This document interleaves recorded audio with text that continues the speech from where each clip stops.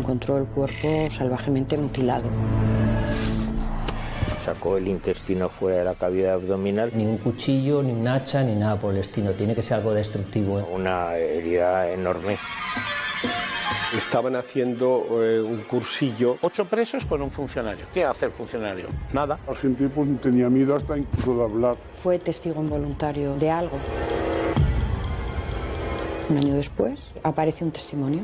Le contó que había presenciado el crimen. Hay un chivatazo. Dice que ve cómo lo han hecho. Especulaciones, sospechas. No hay un crimen perfecto, sino una investigación imperfecta.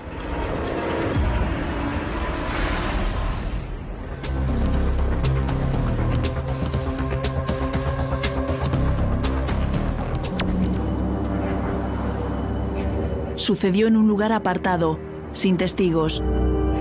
Como una persona muy amable y entregada a su profesión. La víctima, un guarda forestal que amaba a los animales. Me acuerdo de un detalle, que estaban criando un águila. Ese día los presos de la cárcel de Huesca estaban en la zona limpiando el monte. Tenía una trayectoria ascendente. La muerte es casi inmediata. ¿Pero tú crees que si van llenos de sangre, el funcionario no lo ve? Una persona es inocente hasta que se puede demostrar lo contrario. Hoy les mostramos contenido inédito que ha salido a la luz 30 años después. He recibido recientemente una carta. Pero, ¿quién mató a Pascual Garrido y con qué arma?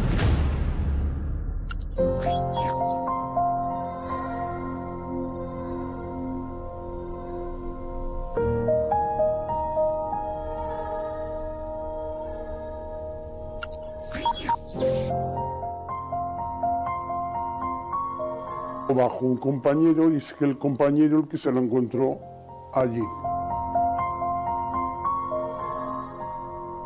Y encontró el cuerpo salvajemente mutilado. Está caído hacia adelante y que alrededor de él pues hay sangre. Incluso creo recordar que en el techo del sitio donde habían ocurrido los hechos pues había también restos de tejido y sangre. Tenía una trayectoria ascendente, visceró, es decir, sacó el intestino fuera de la cavidad abdominal. Eso no lo hace ni un cuchillo, ni un hacha, ni nada por el estilo. Tiene que ser algo destructivo.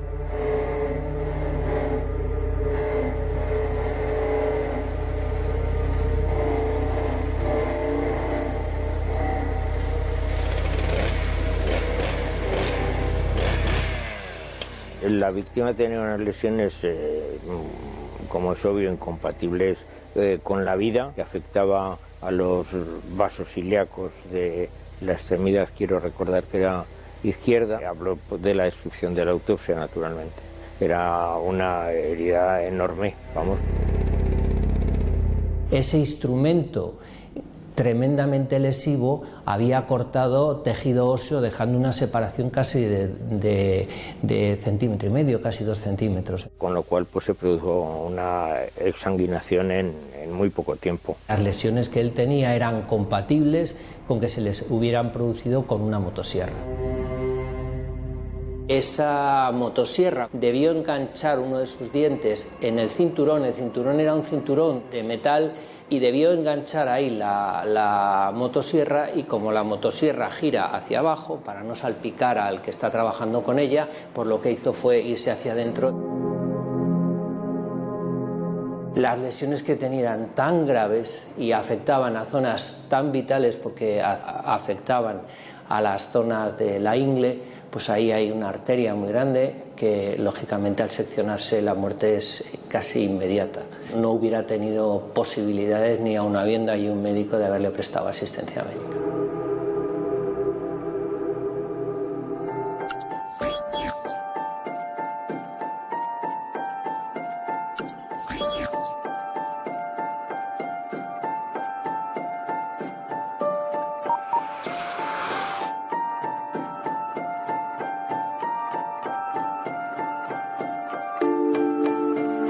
Era un hombre que las personas que lo conocían describen como una persona muy amable y entregada a su profesión. Me acuerdo de un detalle, que estaban criando un águila entre él y otro guarda forestal que había. Y le gustaban mucho los animales y en una caseta donde se cambiaban ellos tenía un halcón que lo estaba curando y subía a curarlo.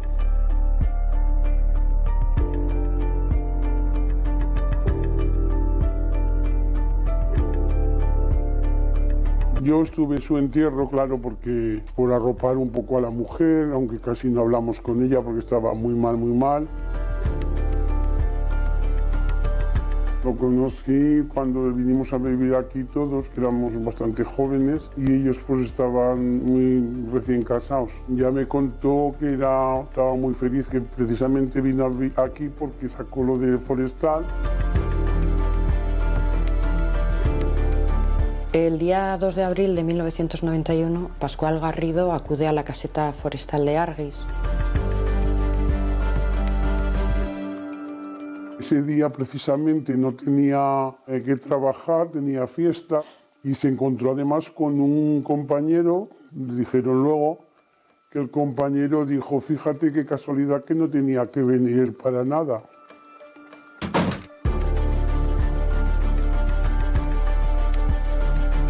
Y fue y le pasó lo que le pasó. La gente pues tenía miedo hasta incluso de hablar. Alguien tuvo que ver algo y nadie dijo que lo vio, o sea, nadie. Fue testigo involuntario de algo que le acabó costando la vida.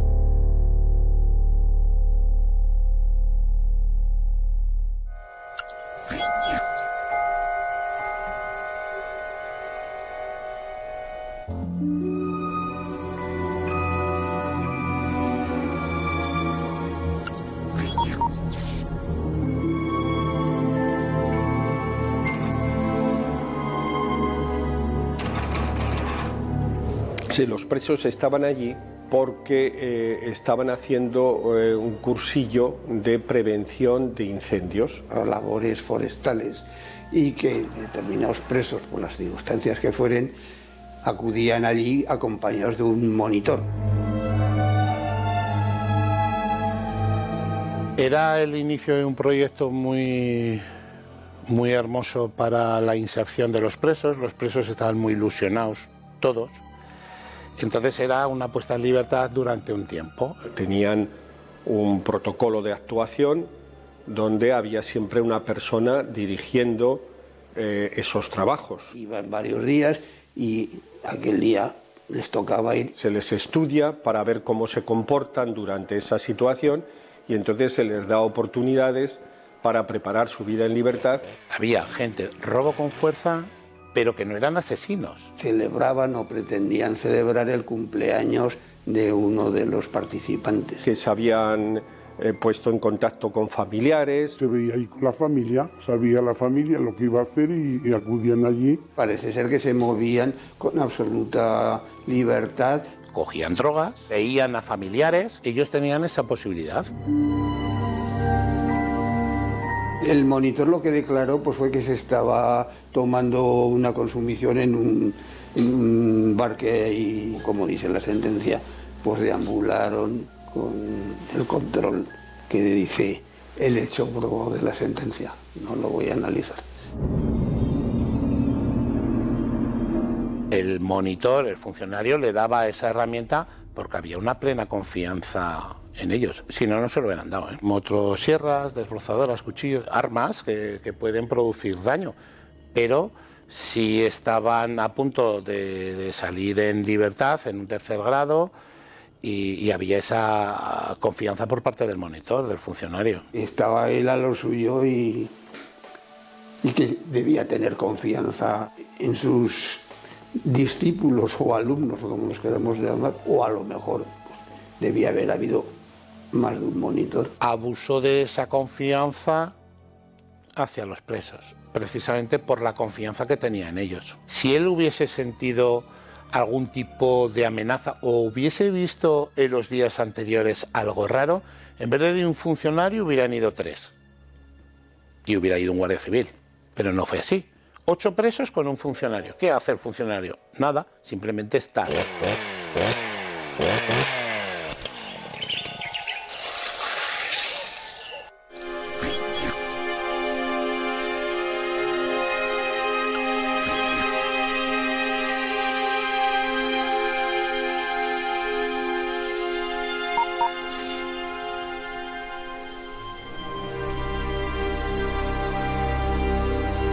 La situación fue en el pueblo de Arguis, al lado de Monrepós, del pantano de Arguis. De hecho, recuerdo que estaba en Monrepós en obras. Es que la investigación se centró en los presos que estaban en ese momento en la zona. Se pensó en que no había otras personas que podían intervenir en los hechos más que este grupo de presos. A esos 8 presos se le imputan 2 personas más, uno creo que es hermano y el otro, vamos a decirle así, el socio, que eran un poco los que llevaban la droga a los familiares. Es que se habló de muchas cosas, pero que son muy delicadas de comentar, claro. Y él o les debió de llamar la atención o amenazó con denunciarlos, es lo que dijeron las acusaciones.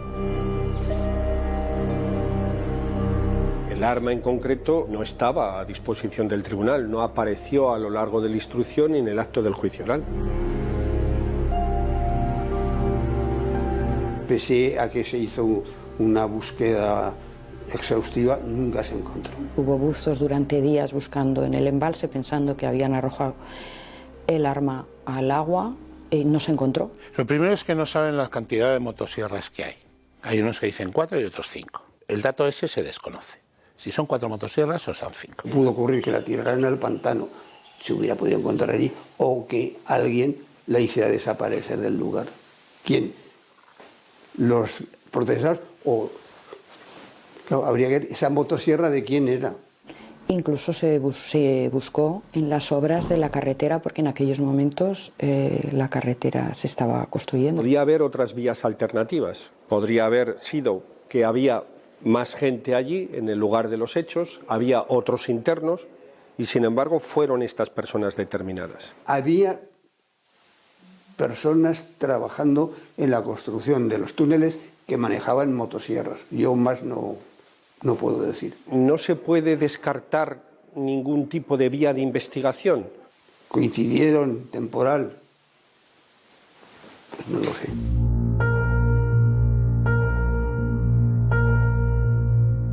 El móvil que se barajó por parte de las acusaciones es que había un trasfondo de tráfico de drogas. Tráfico de drogas. El guarda forestal había observado o fue testigo de alguna situación relacionada con el tráfico de drogas y que iba a dar parte a los responsables de la prisión. La principal hipótesis es que en esa caseta forestal o en las cercanías tenían lugar los intercambios de droga. Personas que estaban fuera de la prisión llevaban la droga a los presos que estaban disfrutando de la libertad que les daba el curso forestal. Pero algo falló en la investigación, o limpiaron muy bien el escenario del crimen, los presos volvieron a la prisión y se lavó la ropa con lejía. Entonces pudo desaparecer cualquier rastro de sangre que había. Cuando la policía llegó a la prisión, la ropa ya se había lavado y no se encontró ningún indicio. También eran otros tiempos, pero la sangre no es fácil que desaparezca, siempre queda un resquicio. ¿Pero tú crees que si van llenos de sangre, el funcionario, Germán me parece que se llamaba, no lo ve? ¿La Cruz Roja, que me parece que era el que transportaba, no lo ve? Por supuesto, las manos, el cuerpo, es decir, el asesinato fue muy, muy, muy macabro. Las pruebas pueden ser o confesión de los hechos, o confesión de alguno de los acusados, o pruebas objetivas. Entonces no había ADNs, no había pruebas objetivas. Que fue un caso muy complicado, porque hubo secreto de sumario, el secreto de sumario se prolongó durante meses, la investigación tropezó con muchos obstáculos y entonces hubo mucho hermetismo, pero bueno. De hecho, este caso se sobreseyó en la fase de instrucción. Se ha sobreseído porque no está claro qué pasó. No hay un crimen perfecto, sino una investigación imperfecta.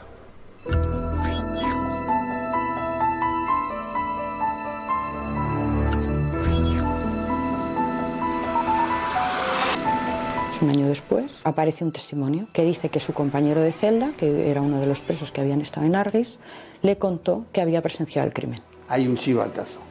Parece ser que hay uno que dice, pues yo de eso sé mucho. Cuando ocurre ese chivatazo, a esa persona al chivato ya se le da el nombre en prisión de perra. Y entonces claro, alguien lo oye, da el soplo y se reabre.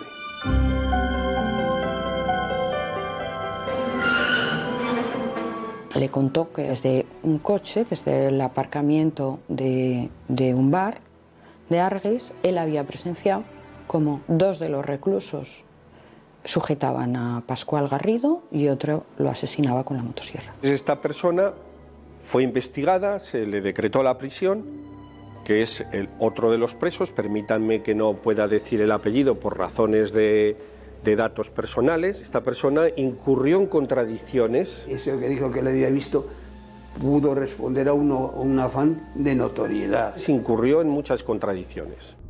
Esa persona que dice que ve cómo lo han hecho, él se exculpa y dice que él no ha participado por razones de alguna manera de descartarse él, de no querer saber nada.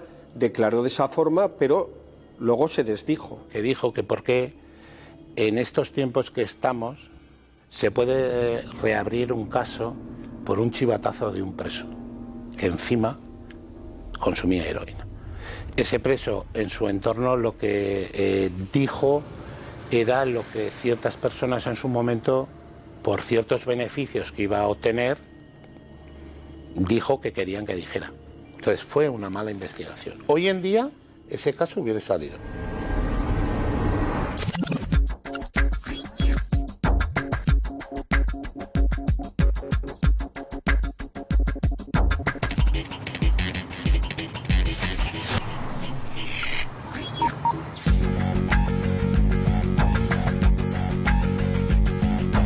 El juicio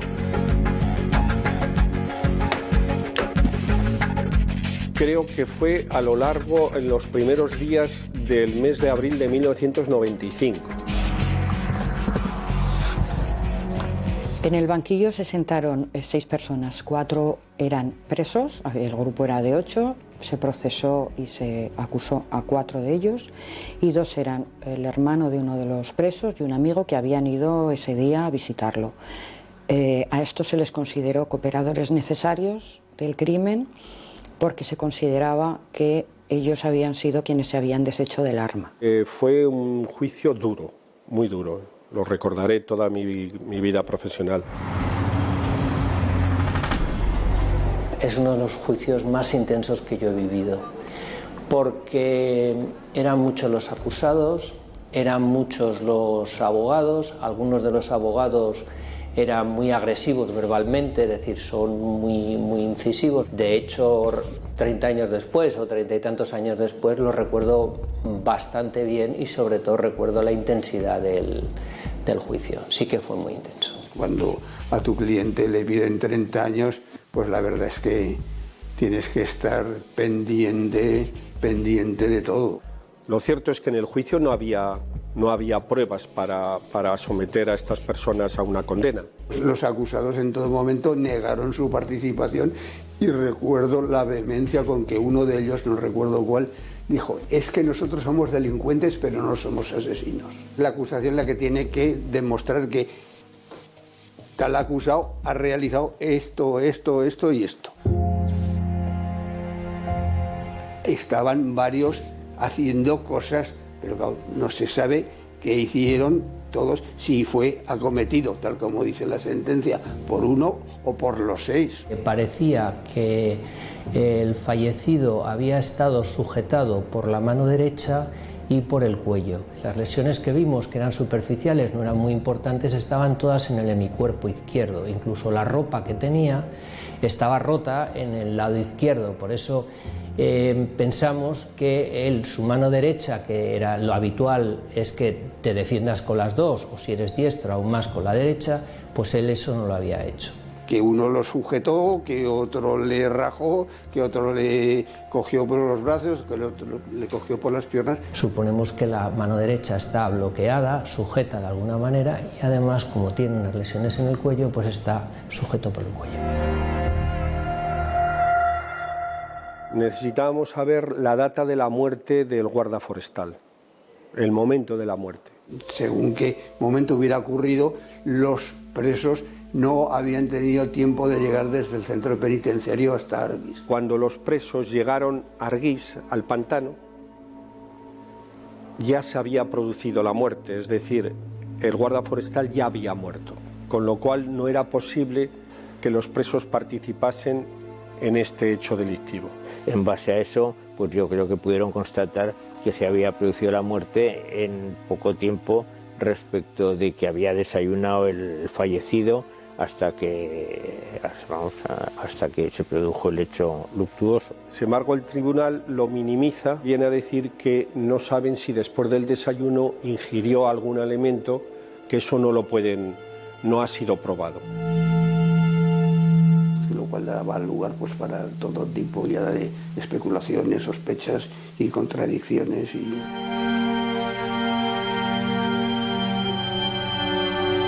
Había varias claves, una de ellas la de la caseta, a mí me lo preguntan y digo que es imposible. La caseta también, tenga en cuenta que como teóricamente tenían que estar vigilados por un monitor y se sabía cuál era el circuito de trabajo, nosotros necesitábamos saber en qué sitio se había producido.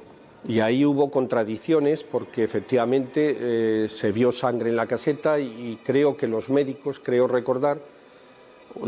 forenses dijeron que fue dentro de la caseta y sin embargo había otras tesis. Porque una cosa es dónde lo encontraron y otra cosa es que el recinto era lo suficientemente amplio porque había una caseta y luego pues había unos espacios abiertos. Me preguntan si una herida de esas dimensiones, si se hubiera producido en un recinto cerrado como una caseta muy pequeña, si hubiera producido signos evidentes y si por qué se produce una hemorragia cataclísmica.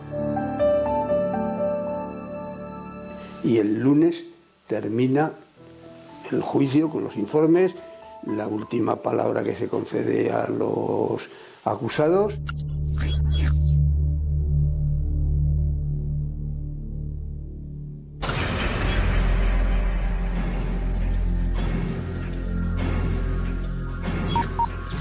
Hay sentencia absolutoria y que los excarcelan.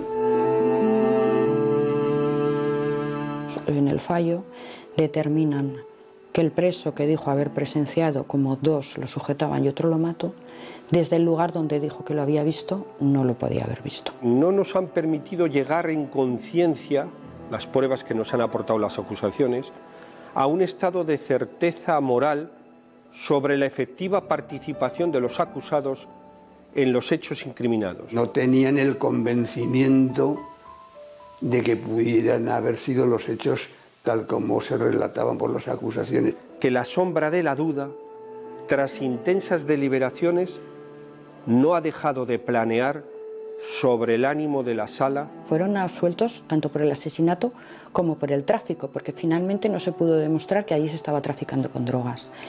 Fue la principal hipótesis, pero bueno, toda la investigación cayó como un castillo de naipes y al final... No podemos afirmar en conciencia, sin lugar a dudas racionales, que los acusados o alguno de ellos fueran quienes provocaron la trágica muerte con la que se iniciaron estas diligencias.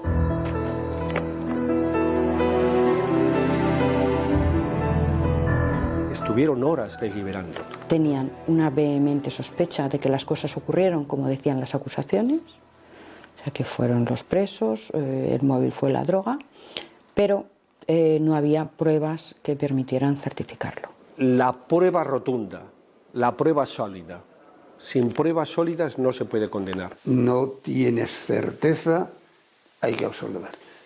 Pues claro, los puso en libertad inmediatamente. Se merecían ir al juicio, porque había indicios sólidos sobre su participación, pero no se han transformado, no se han plasmado en pruebas sobre la condena.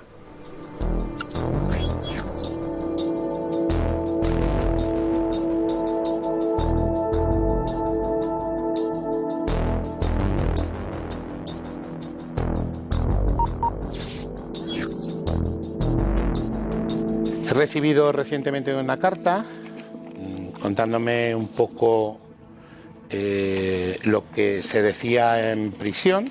La carta es de un preso En su momento estuvo en Huesca y sigue preso.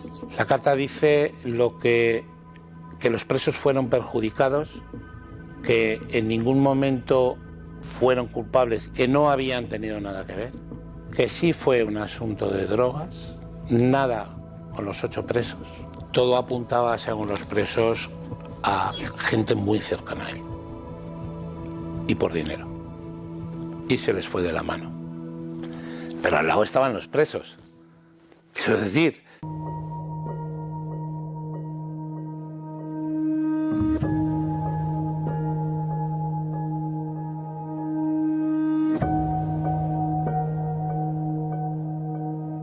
A Pascual Garrido no se sabe quién lo mató. ¿Se podían haber hecho más cosas? Insisto, no hay un crimen perfecto, sino una investigación imperfecta.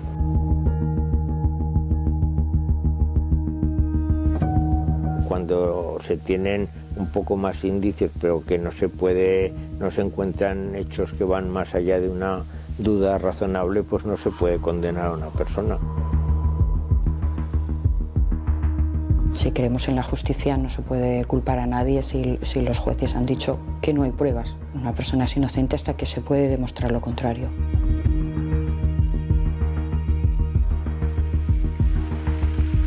Hay que ser muy serios en este sentido. Si hay una sentencia absolutoria, hay que respetarla la consecuencia.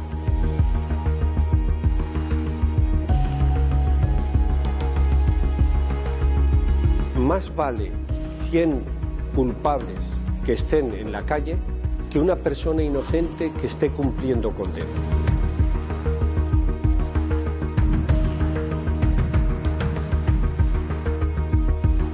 Quizá con los medios que hay ahora hubiera sido diferente a la hora de encontrar, no sé si restos de sangre o...